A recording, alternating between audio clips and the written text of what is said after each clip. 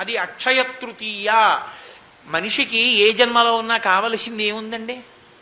అన్నిటికన్నా ప్రధానం ఏది అంటే కట్టుకోవడానికి ఓ మంచి బట్ట ఉండాలి, కడుపు నిండా తినడానికి అన్నం దొరకాలి, దాహం వేసినప్పుడు శుద్ధమైన నీరు దొరకాలి.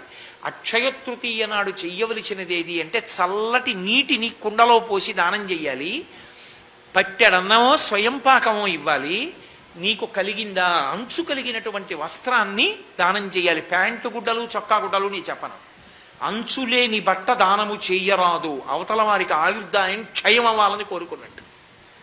అంచు కలిగిన బట్ట పెడితే వారు 10 కాలాలు బ్రతకాలి అని కోరుకున్నట్టు. అందుకే అంచులేని బట్ట ఇయ్యరాదు. పెళ్లి కొడుకు ఇస్తున్నాం కదండి అంటే నీకు ధర్మం తెలియక ఇస్తున్నాం అంతే. వాడికి అంతకన్నా ధర్మం తెలియదు, అడుక్కు తిని వాడు పుచ్చుకుంటాడు. నాకు 1 కోటి ఇస్తావా, 2 జతలు ఇస్తావా, 3 జతలు ఇస్తావా, కర్మ కాలిపోయిందా? మీ నాన్న కుట్టించలేడా? అడగడం ఏంటి?